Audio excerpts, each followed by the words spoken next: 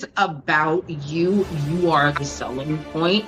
And the landscape is changing. So be your authentic self, because no one wants to go to work being miserable all day. Look at your own resume, look at your own LinkedIn, and look at your impact and what you have provided for that other company. And if you write things in that context, you're going to talk to the next employer. In my opinion, it's about giving the customer what they really want and just blowing their mind once they get it. And that's what I really love to see, honestly. Get people to do more of home cooking, home cooked meals, healthy meals, so we can all live long and happy.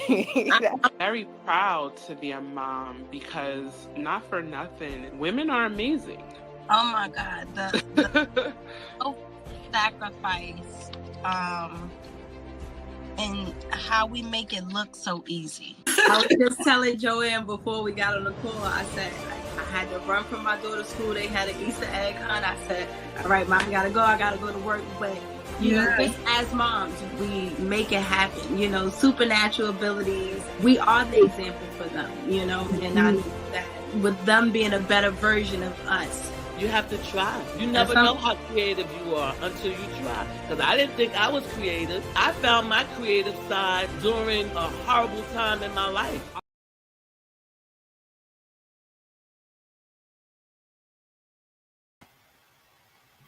Hello, everyone, and welcome to our Thursday Lunch and Learn with Athenia Rodney. I am so excited to be here on yet another day of cold and frigid day. That is, it has been cold down here in Georgia. It has been snowing down here in Georgia, so you know it's cold. But this week has been one of those weeks where we really sit and take stock on just where we are in the world and how we are showing up. Monday was a day of reflection. Monday was a day of understanding and isolation. It was a lot of things on two sides of a coin, right? We celebrated Martin Luther King's Day on Monday. We also were brought into our new administration with the Trump series, is what I'm going to call it, and immediately went into space where we were signing executive orders and changes were happening, and the idea of fear, the idea of not normal definitely set in this president's. And so I just wanted to start off today acknowledging the week, right? Because the week has been, had some ups and downs, and will continue in that space. But how are you taking care of yourself? What are you doing to take care of yourself? As I had a session this morning with my therapist, and that is always the top of mind on what you are doing to take care of yourself. Reading, bathing, removing yourself from social media for a time, being with yourself, those things. And all very timely in conversation, as we are going to be bringing on our guest today.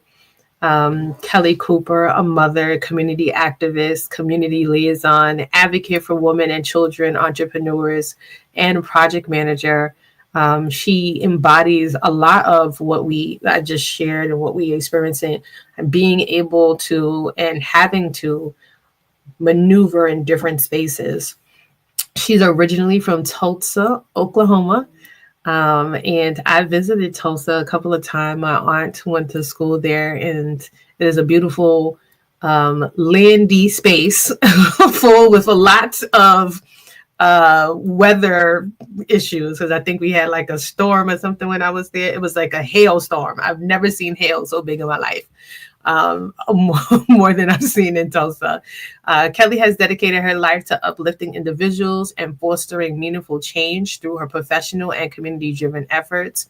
I have gotten the pleasure to meet and know Kelli over the last couple of years, as she is also a part of our advisory board for Juneteenth. Kelli is a business consultant, event planner, a founder of cleaning businesses that integrates mental health awareness into their services. That's interesting. I'm looking forward to learning more about that.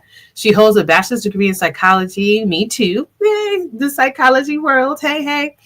Is studying family counseling currently and is pursuing a law degree, equipping her with the tools to create impactful and lasting change in her community. Kelli also leads a nonprofit organization focused on rebuilding Black Wall Street. And oh my gosh, we've definitely had some conversations about that. And I hope we get into the nitty gritty of that as well.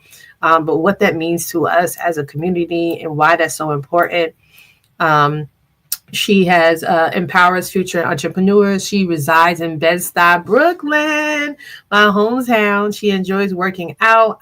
That's weird even saying that, my hometown. Like, all right, I digress. She enjoys working out. She's a gardener. She dances, outdoor activities, reflects on her commitment to maintaining a balanced and fulfilling life. And that is a lot. I thought that I'd do a lot, but girl, you are definitely out in these streets doing it. And I'm very excited to bring you on to talk today. We're going to be talking about unity written in the stars. Practical steps for taking action and implementing unity in everyday life, strategies for fostering collaboration and building strong, supportive communities, and insight into the power of mental health awareness and its role in sustainable success. So I would like to welcome to the stage Kelli Cooper. Welcome. Thank you. Yeah, for having me on. I'm excited about this conversation this day, and I'm looking forward to the day. Awesome. Well, first of all, you got to tell us about this dope background you got, because I was talking to you backstage and I was like, where are you? Okay, listen, I'm actually at home, and you wouldn't believe like how many times I done took this wall down and put it back up. Like, I took it down. Okay, the squares was not lined up. Take it down. Tell my son, help me take this down. Put it back up. Okay, now I see holes in it. I need to take it down again. I needed more. I'm like, I'm running to picking. I need more grass. He's like, I don't even have any more. So it was such a hassle, like getting the wall up, and it kind of still is not to my perfection of liking, but it looks good. It looks really good. It definitely stays there. It doesn't look like it's like in a home. It looks like you're like in an establishment. So definitely great for background purposes and speech. Yeah. Now you're making me think I may have to do me something on my background here. Yeah, that would be nice. Yeah, they love a good background. Get them, started. Awesome. If not, they're like, what is that in there? Is that a roach on the back of your wall? Like, oh my goodness. Yeah. Oh my gosh. Well, thank you again for joining us. This is the second time we've had you on, but I think the first time that we've actually gotten a chance to have this conversation. So I'm really excited about that. To start us off, since our theme for January has been about unity, can you share what unity in practice looks like for you? I think right now, as far as like 2025 goes, unity in practice would be something tangible, something that we can kind of see. I think it would be an initiative that would be like a daily initiative. And so when I think about unity right now, I think about things happening in a timely manner. Sometimes a lot of the things that hold us back comes from literally just not unifying. We have the tools, we're capable, we're doing the work, we have the businesses set up, but something is just not connecting in which the speed we want it to connect, and so I think right now in 2025, that's what unity is looking like written in the stars. And that is funny that you say that about, because we live in this microwave society right now. So everyone is looking for immediacy, like what can happen right now. And especially in the Black community, this is one of the challenges for me that I've been trying to work through and help us as a community work through is preparation. We do a lot of things in the four aforementioned, like something happens, we respond to it, but not a lot of the planning. And I think that's where the whole idea of this Project 2025 idea even came into place for us, right? Because they've been planning this for, I think it's a 10 or 15 years. Like these, Yeah, we get behind. and we're just getting privy to it now, like the year before it actually gets, actualized. But for us, it's like, okay, what is our plan? Like, what are we putting together? How are we for planning? We're still trying to, and I think a lot of it too still definitely falls in line with remnants of slavery, right? Because we're still in that space of I don't know what's going to happen tomorrow. Like, I don't know, as far as survival, I could plan for 10 years out, but am I going to make it to that 10 years? Yeah, that's me. I'm like, how about tomorrow? I might be dead. And I think that is also a part, and I'm just processing this now as we're talking about it, but I think that is also a part of like what, to your point, like what is stopping us from reaching that goal and kind of preparing.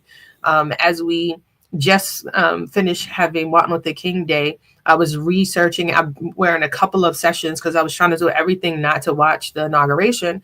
So I watched a lot of history about MLK, and one of the things that kept coming up in that space was he was aware that his life might end, like that people, that he was a target. Like, he was aware, his family was aware that they were a target, and I don't think.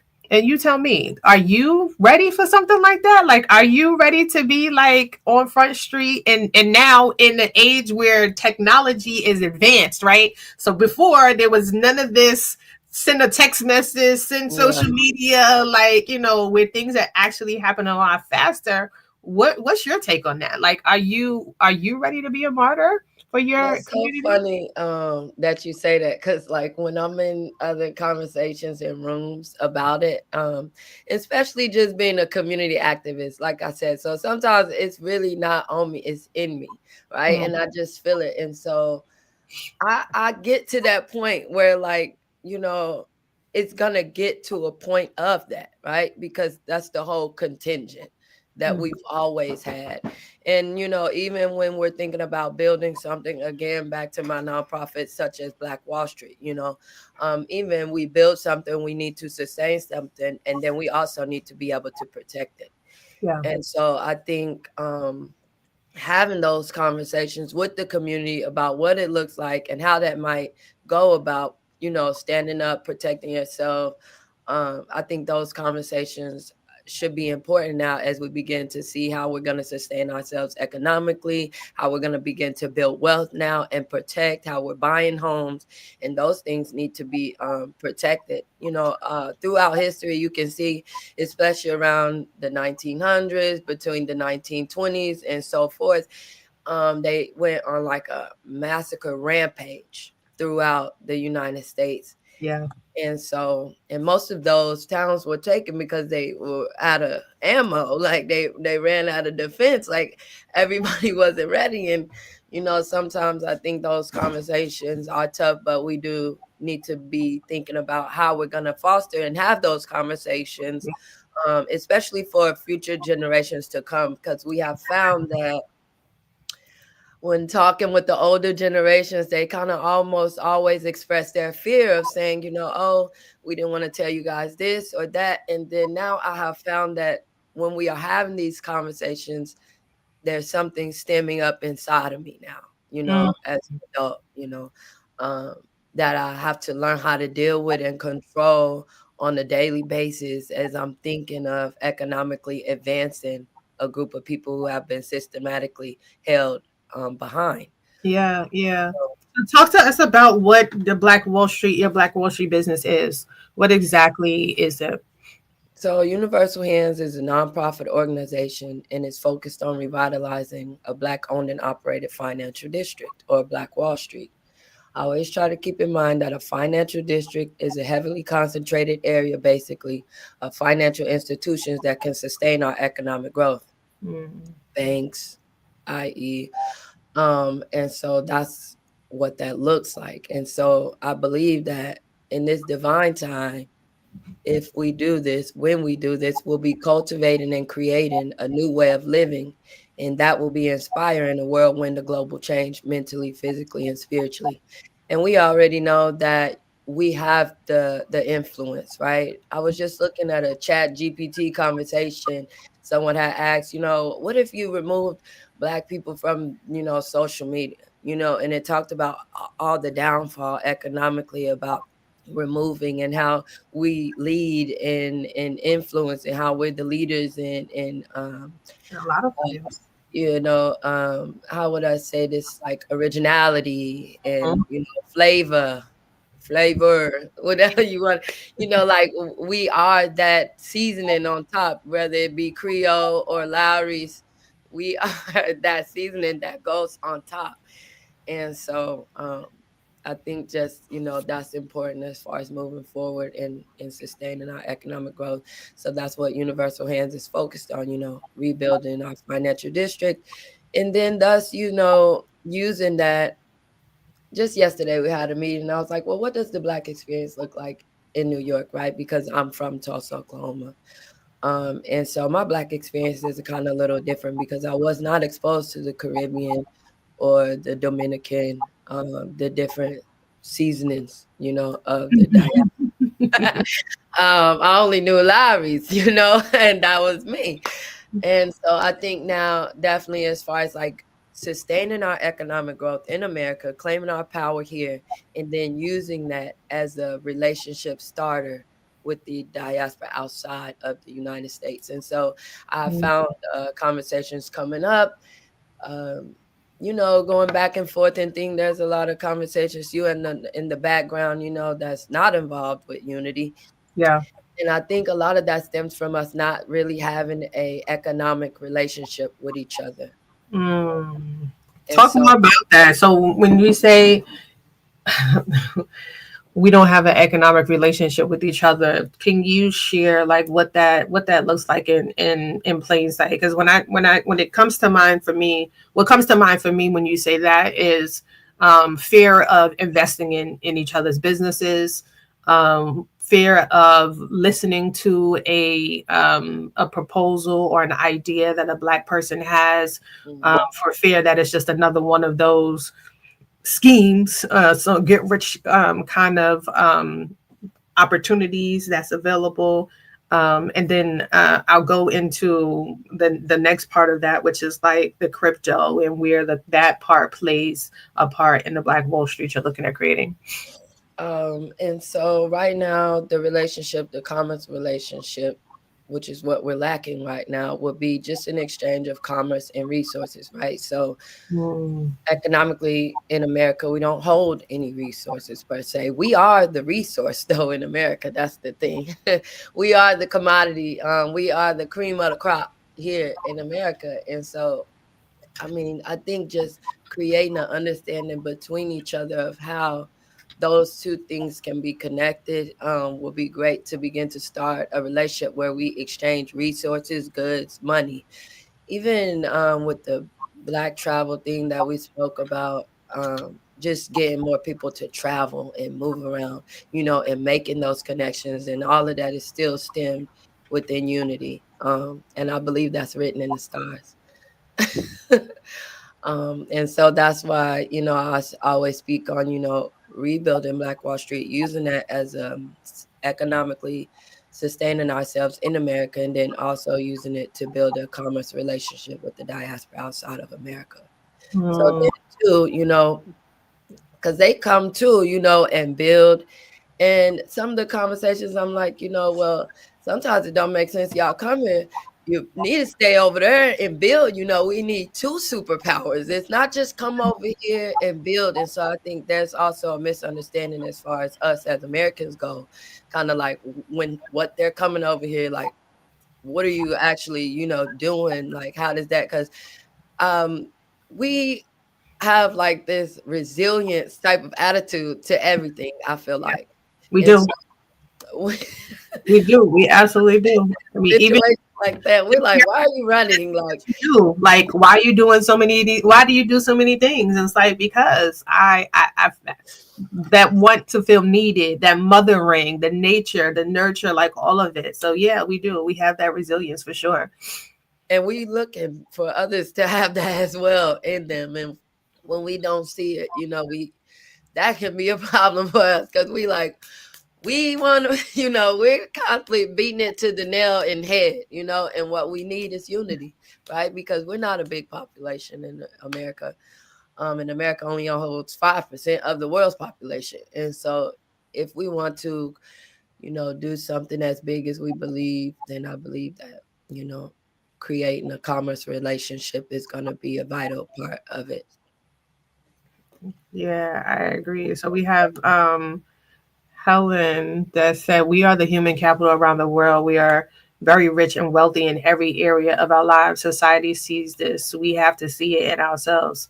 And thank you, Helen, for that. And I totally agree. We do need to see that in ourselves. And I think conversations, one of the challenges, I do coaching with business owners, and a lot of the challenges that I hear from them are not believing in themselves. And I'm like, you got it. Like you showing it. I see it. Like you're doing it. It's just putting it together. And that confidence, like that missing part of not having confidence for for who you are. And I think that's where, our spirituality comes into play, because we're not tapped into our spirituality, and we don't know whose we are. Like if we're coming from the man, the king of all kings, then why are we not operating in that space? Why do we still kind of shy and hold ourselves back? So when thinking about all of that, right, and thinking about your role, I want to go back. So you talked about us being like the commodity, us being that. I want to go back to my question about resource, right, and about other forms, because now we have the cryptocurrency that's come out, and that in itself is another big institution, right? And I because it is a what's the word I'm looking for? The whole point of is for it to be uncharted. It's not being dictated or directed by government. So what do you say to that, and how is that, if any, is that inclusive to the Black Wall Street you're looking to create?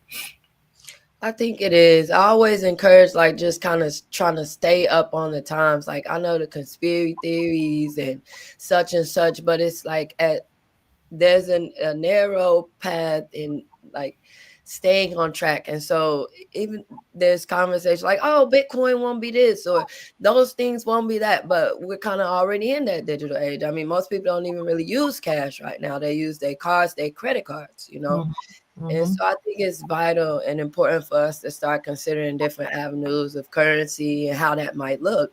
I also was thinking that it could be a perfect opportunity for us to create something like a Black coin, right? And then you only exchange it, like I said, between the diaspora. And if you pay attention, like you said, they're planning these things in years. And so, we need people to be thinking about these things, because if you've watched anything in the news about South Africa and how it's pulling away from this and that, those are all good signs, especially for us saying that, we want to build, we want to come back.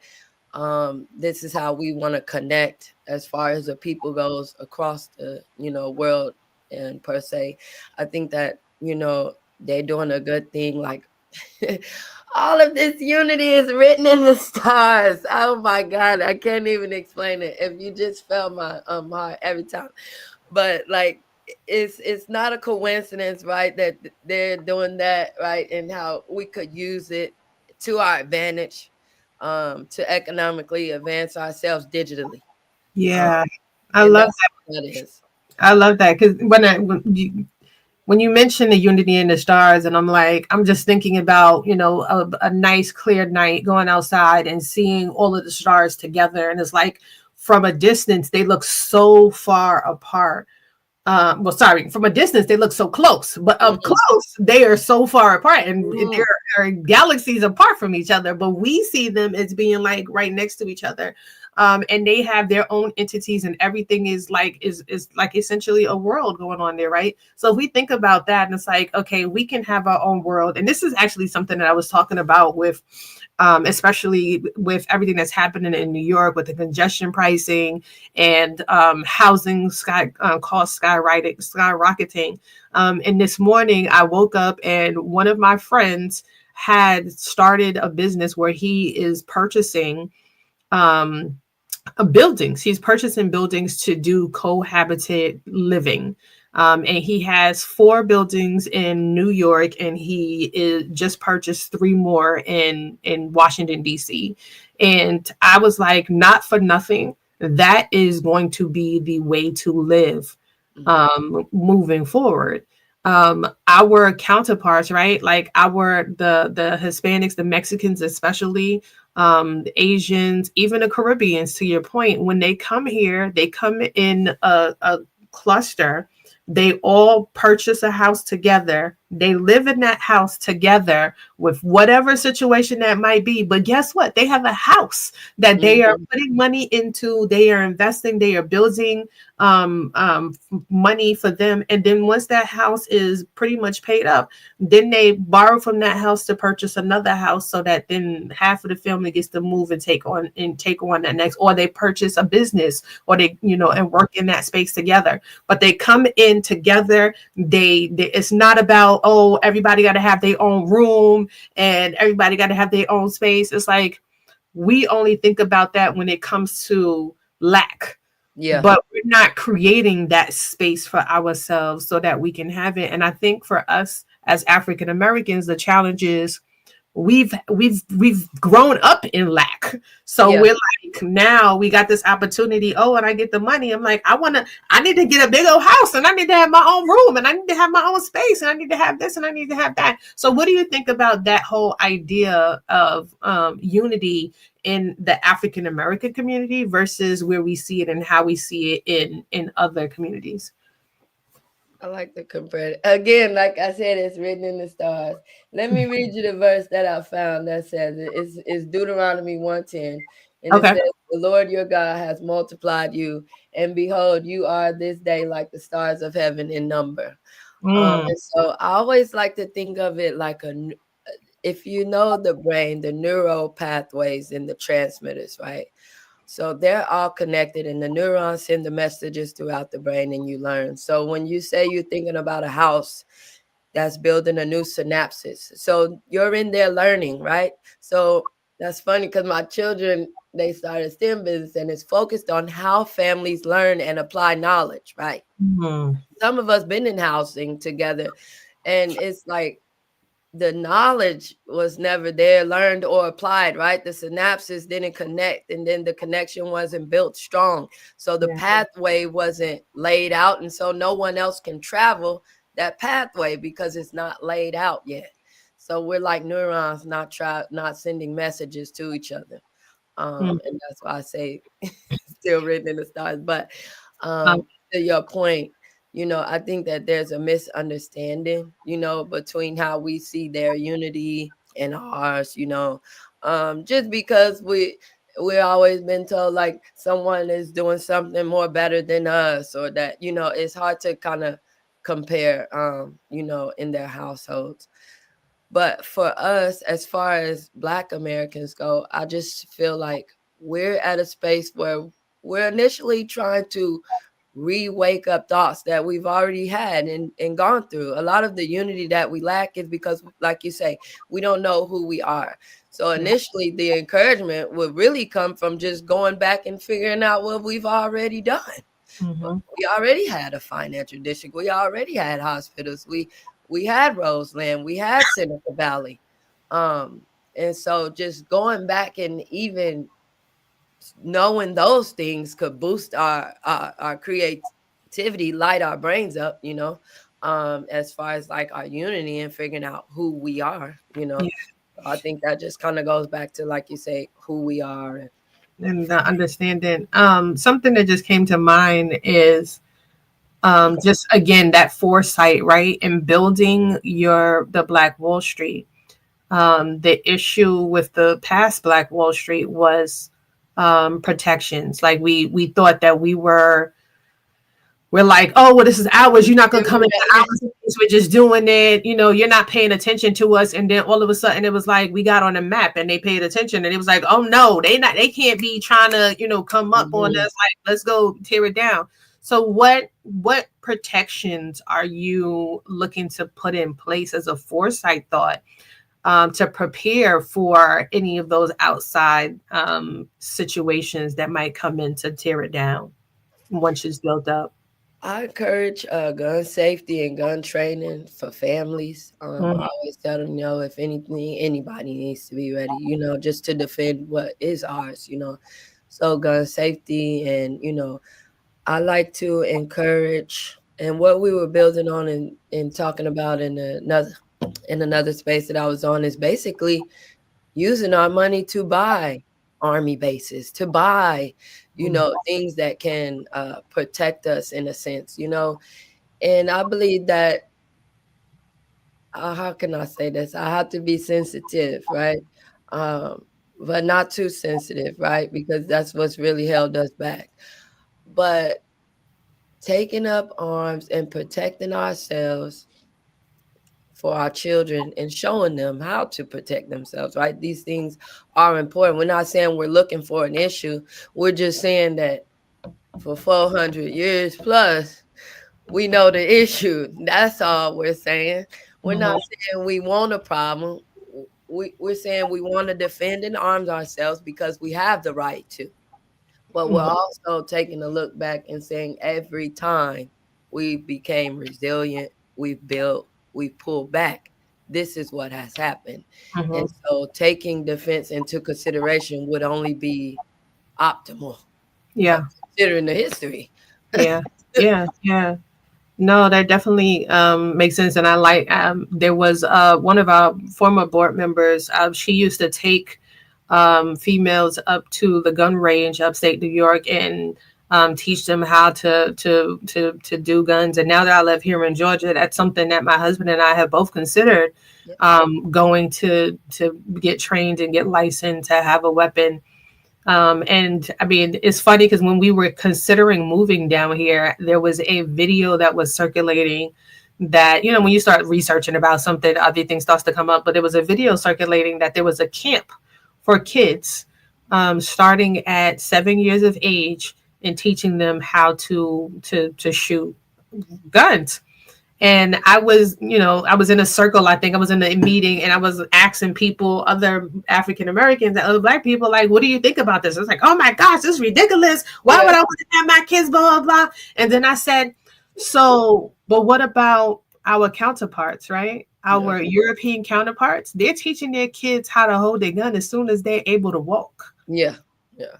So if they're doing that at 3 and 4 years of age with their kids, and we're just constantly like, no, we have to remove ourselves from it, we don't want to be around it, then where does that put us as protection later on in life? Yeah, and I think that's another, what was I going to say? Like another extension of how we are always trying to like protect ourselves because we believe like we're in survival mode, but in turn, we don't want to hurt nobody else, right? Like we want to make sure that we're protected and they're protected too. Like we just want everybody safe, you know? And I think, like I said, opening up those conversations, it can become more easier, you know, to get people to understand, you know, where we're coming from as far as defense, why we need to arm ourselves. And plus, I always tell them, like, we have violent men in our community. Like, it's just that their mindset, like the neurons are sending the wrong messages. You understand? Like we have people, men and women, who are not afraid to have it with them every day when they wake up next to them. You know, some of us, we still gonna have to get used to it. I'm like, hold on, what? Why is that here? Okay, I forgot. Remember, but some people, this is something daily that they do. They're already in that mindset, you know. And again, like you said, it's another situation of how we fail to think ahead. We're always kind of thinking like, oh, now we might not need we're refusing to think ahead. Maybe 5 years from now, 10 years from now, we don't know. especially like the presidency, what's going on, the pullback from the DEI. And I said the pullback from the DEI is perfect because now instead of focusing on inclusion, we can just focus on building, right? Mm-hmm. We don't need to worry about being included in anything. We can just focus on building. And, but as far as thinking ahead, I believe that that's another reason we need that defense too, just to begin to kind of push ourselves of thinking how we're planning in the next 10 years, in the 20 years, in the 30 years. And going back to Black Wall Street, they use the stocks and numbers to do that. Yeah. I mean, I'm all for Project 2035. I'm trying to get a group of people. So if you're interested in Project 2035, let's jump on. I'm real serious about that. Like it's been it's like pulling at my heart. I gotta read some more of it though. Like, what is the gist of it? Of the 2025 project? Oh Lord. Let's see. Let me see what I can remember off the top of my head. So I know that the main thing that's pulling you. I mean, it's just the preparation, like what they did, like all of the things that they had outlined.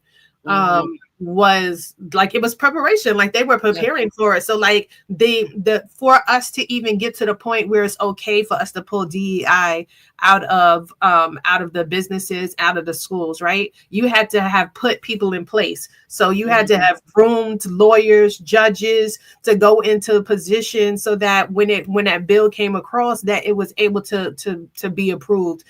Putting people in place to get very strategic. Yeah, like all of it. And that's what I'm talking about. Like, that's the parts that we're missing. Like, we can have the idea, but it's like, okay, what's the strategy for that idea to actually happen, to come to fruition? That's the part that I feel like we're struggling in. That 10-year strategy and connecting people in high places and putting them. That's the unity that I seek. That's the unity that I'm thinking about, because when we talk about unity, I imagine people with pennies trying to put their pennies together to survive. And I'm like, no, we got millionaires out here. We got billionaires out here. Unity. How are we connecting to them so that they are pulling, so that we're building together? Our unity and unity, I think that's like two, like what we're saying, like our unity, and like it's almost like two different mindsets in America. Of course there is, like there's our unity and then there's America unity, right? And so especially when we think about working in these systems, working as lawyers, as doctors, as politicians, and we're working in a system that's not working for us. And so then we have to come back and take some accountability for being on the boards and signing those. We don't know exactly who, right? But being in those rooms and in those spaces and not necessarily speaking about the unity for us, but you're on the unity for America. And so what is your vision of unity for us? Like, what does that specifically look like? What are some traits? What are some ideologies that you envision as unity for the Black community? I think one is protection and self-preservation. Okay. So self-preservation and protection, of course. And then an investment in our children. Right. So that tells me unity, investment in our education. And so that's kind of mostly what it looks like to me. And then, how I connected with Black Wall Street and unity there is every day, our daily activities is focused on the revitalization or our economic advancement, right? So our daily activities, our daily jobs, we wouldn't do anything unless it economically advanced the Black community. So you wouldn't be in those spaces that potentially are then turning around and oppressing you because your initial thought is Black economic advancement, right? Nothing else. You're not thinking about these policies or that, because the policies don't even favor you. You know, you're just strictly on Black economic advancement. If the policies are not towards that, if the movement is not towards that, if it's the protection, the provision for Black economic advancement, if it's not that, sometimes it becomes a nail in our back. We're hurting ourselves. You know, when we find ourselves being in these systems, fighting for these systems, you know, sitting in high places, on legislation, writing legislation, and then turn around and saying that the system is oppressing us, right? It's hard for the outside to see that, even though we know that. It's hard for the outside to see that. You know, they're like, how? We see you at Speaker of the House. When we see you in the House of Congress, we see you guys doing this and doing that. And so it's like, how are these things economically disadvantaging you if you're working in these spaces? Yeah, but not even thinking about those who are in those spaces. I mean, I've been in spaces where I was the only Black person in the room, and it's not easy, like being in that space, right? I was just reading a book called Black Buck. I don't know if you've heard of it before. I think I've just seen it. Okay, I thought it was about money. So it is about sales. So it basically, and it's funny, and I don't want to kind of spoil the whole thing, but it has a very interesting twist towards the end, because it stems in New York City. It's about a Black male who used to work at Starbucks, and basically he was able to influence a guy to buy a different coffee that he usually buys. And he, you know, told him like, oh, you know, you love it. This will be better than what you usually get, blah, blah, bblah. And then the guy ended up offering him a job off of that, like off of the strength of that. Cause he was like, you see how you were just so, you were so, not manipulative, but you were so, you were able to command me to change my thinking, to focus on what you think. He was like, you would be great in sales. So this guy is like a CEO at a sales corporation, and he ends up bringing him on. And he is this guy, his name ends up being given Buck, because he was the only Black person. Well, he was the only Black person amongst a bunch of white people, and they demeaned him. They made him work harder than everybody else. He had to like do things 10, 20 times more over. And I'm like, that's exactly what happens in corporate world. That's exactly what happens in these spaces where we did get, I mean, even thinking about Obama, he was the president of the United States, and he could not put things into place. If he did what Trump did and came in and started signing 100 executive orders and making changes, the world would be on fire. Everybody would have been in uproars and in arms and stuff like that. But he had to do it. He had to do it gently. Like he had to go into the space. And even when people were talking about, people not showing up for that needs to be there. And I was like, Obama doesn't get that choice. Like he has to, he doesn't get the choice not to show up. He has to, because his actions are going to be taunted for years down the line. And just like, and just because you brought this up, is bringing the Bible into place, and you think about the lady who was brought to the center of town, right, for being a mistress, for being sleeping around and doing all of those things. You don't have one husband, you got what he said, you got 5 husbands. Right. So but think about that, right? So in that time, it was that those parties who were involved were to be convicted in front of the community, right?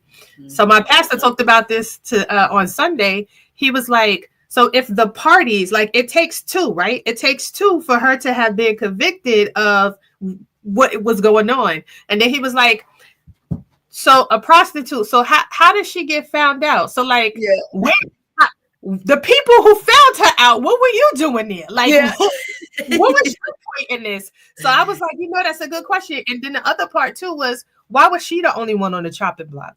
Why was where was the guy that took part in this conviction as well? So it's like, right. So it's like people who are, we are like her. Like we get that choice. Any wrong decision we make, because we are seen as less than, we are the ones who are focused on every little thing that we do wrong is a problem.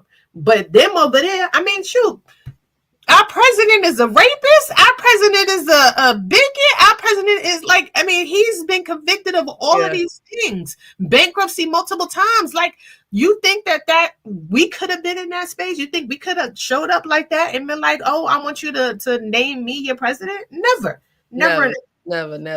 And I think that comes from just wanting to be included, that mindset. And I think a lot of who we are, the essence, was given up when we integrated.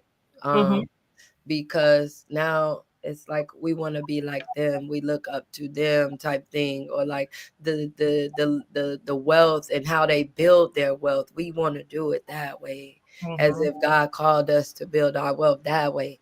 And so it's a double-edged sword sometimes when we in those spaces and looking to be of some, of high, and like walking on eggshells and kissing here and there and trying to just work the hardest and be the best we can be, because we're in spaces where we're not really wanted, we're not really desired at the highest, I guess, to say the least. But when we begin to create spaces where our culture that they say we don't have is prevalent, where you can tell, like, because we're not in spaces where it can stick out, where we can see, like, yes, this is us, like, and so just being in those spaces, I think, is going to be great for us. The more we begin to cultivate those places for our communities and moving our children in those spaces so they can see too, so that way we're not so eager to go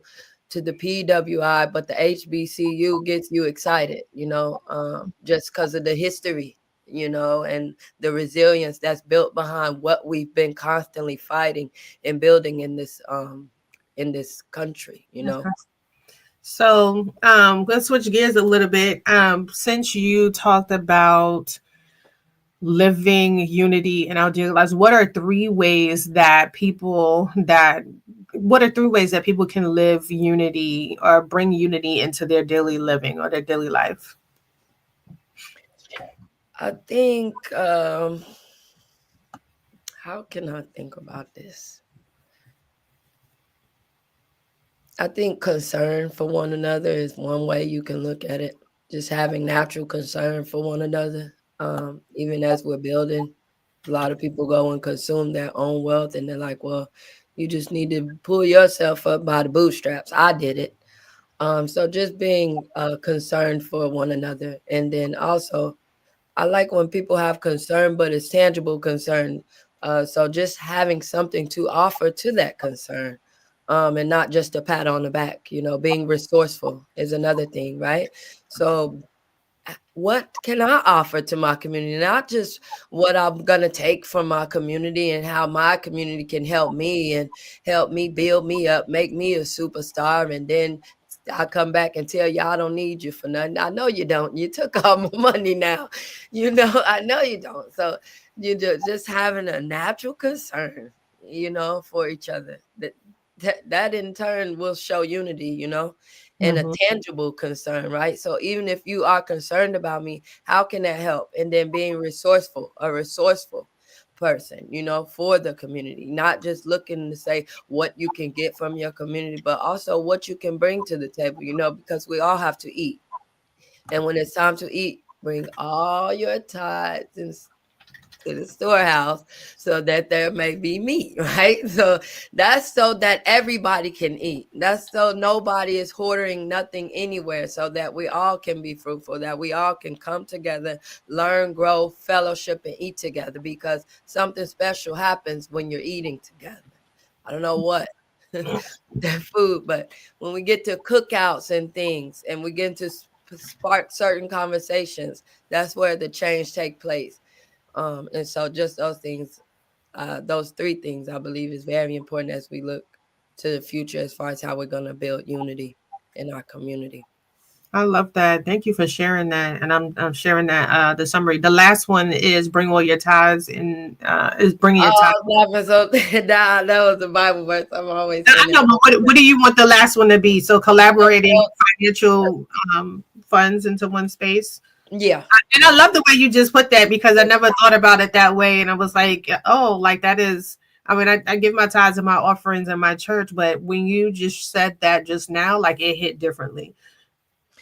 Yeah, that's all for all of us, and again, Universal Hands is focused on the spiritual part too. And so just getting that money back in the community, getting people out of the pews and, doing tangible work with our hands again for our community, in our community, is how we're going to bring about unity, really just getting out there and doing the work first and, figuring out who we are, remembering what we've already done in the past, and that's going to spark unity for the future.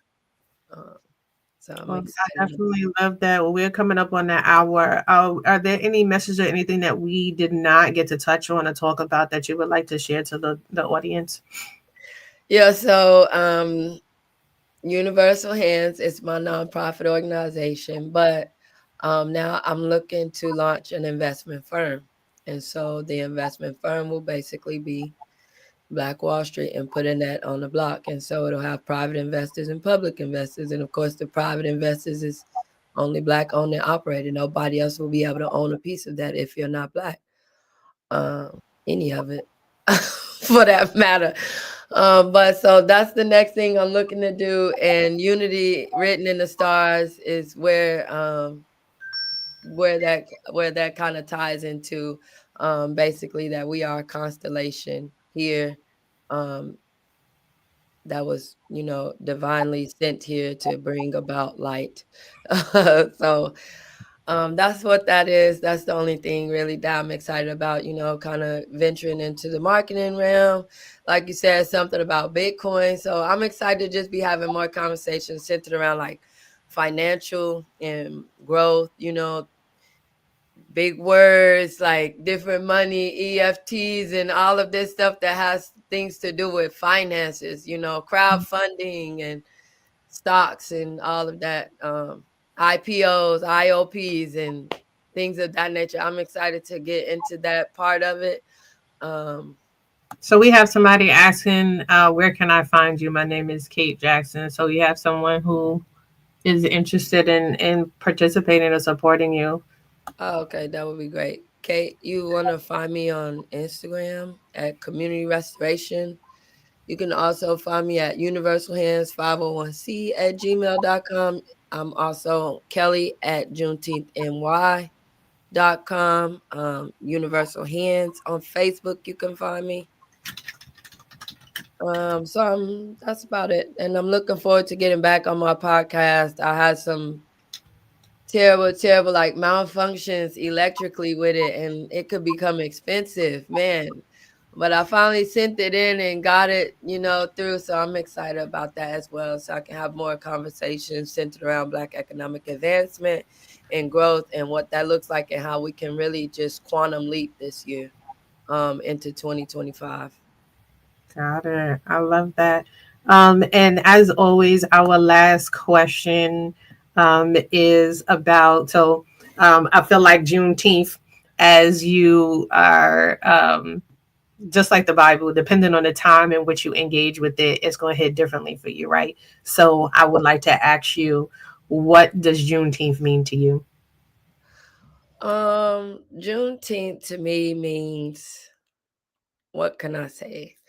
Juneteenth to me means unity. Juneteenth to me means coming together. Juneteenth to me means resilience. It's reminding me of how resilient we are as a people and moving forward, how we never give up, and how, it's divinely written that this unity come about. So I'm excited for Juneteenth in this year because I'm the community liaison for Juneteenth. So I'm so excited this year for the Juneteenth celebration. We're focused on literacy and higher learning, financial literacy. So I'm looking forward to getting into that this year. So I'm excited.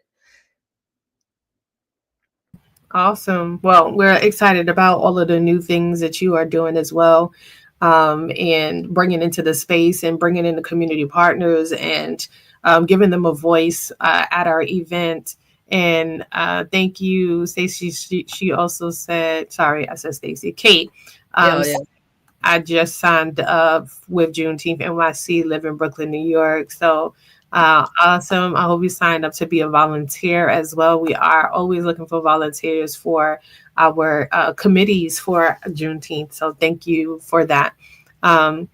Kelly, it was such a pleasure, and this was such a robust conversation about everything, just unity, like it's unity under the stars, about all of the things that are within the stars for sure. So I really appreciate always just the candid conversation that we're able to have anytime we get together, and just being able to share this in this forum space with others to be able to join in as well. Any last words before we close out? No, thank you, Athenia. I was excited too. I love when we can kind of get together and talk because you know where you are, and sometimes it's like, ooh, like it make you nervous sometimes or something, and just really getting this one-on-one with you and getting more into your space and energy and just kind of getting a feel kind of for who you are and your mission with Juneteenth, it's kind of like, um, Well, I appreciate that. I definitely do. And you really don't know the willpower that you have when you're just operating in your purpose, right? And that's really what I feel that that I've been doing, is just operating in my purpose. So thank you for sharing that, and I appreciate you. Yeah, we're like the Milky Way. The Milky Way too. Okay. I'm too funny. Let me get off. Thank you, guys. No problem. So I'll put you backstage and I'll chat with you once we're complete. But thank you again, Kelly. This was really a great conversation. I do hope that you all enjoyed it as well. Just a couple of things to kind of share. We just closed on, what day was that? On Wednesday, we closed our nominations for the Black Kings last week, and we are really excited to be announcing all of our Black Kings in the coming weeks. So please stay tuned. We will do a press release. We will also announce them on here as well, and on our social media. So if you are not following us on Instagram, please do at Juneteenth NY. There's been a lot of content and conversation there. Just in general, we've been adding a lot more content just in the educational spaces. That is our focus of our business. One, for cultural and educational awareness, and then two, in helping entrepreneurs to expand their brand and who they are, and opportunities that lie within that space. Definitely encouraging them to build their brand and connect with resources, like all of the things that Kelly kind of talked about on today. And when we are talking about businesses or entrepreneurs, we think monolithically sometimes that it is just vendors, but there are so many different types of businesses that are out there. So this is our event. Take a screenshot if you can. It will be the 12th to the 19th. On the 12th, we will have our Black King celebration, where we will be honoring our Black Kings that we just talked about. And then on the 14th, we will have our celebration Family Day, where we'll have kids activities. We will have a stage. We'll have our fashion show. We'll have our parade. So if you're interested in any of those things, we definitely encourage you to go to our website, which is juneteenthny.com, to sign up and to see what's happening, what's going on there. Lastly, we have a couple more things.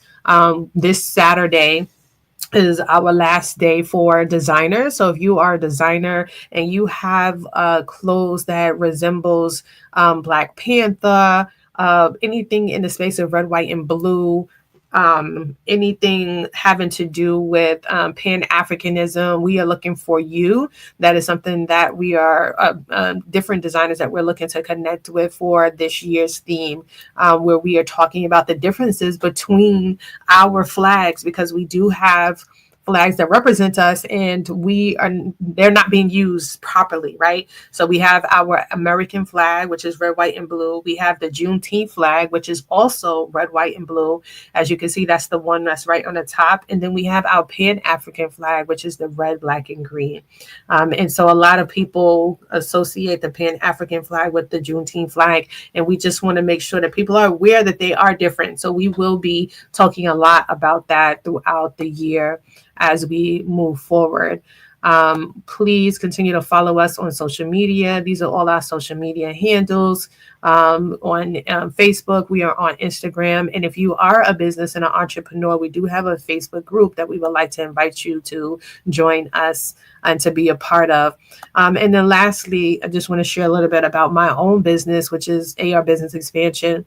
It is something that grew out of my relationship with everything I've been doing here with Juneteenth, where the coaching and just helping us to understand how to better automate our businesses and what that looks like, talking about our mission and vision, building out our personas or our business avatars, understanding the psyche behind marketing. It's not just a cut and dry kind of thing, right? But really understanding the type of people that are most attracted to our business and how to connect with them in the way that we want to connect with them. So if you are interested in that, I will drop my information there about that as well. You can definitely reach me at Instagram on Coach Athenia Rodney.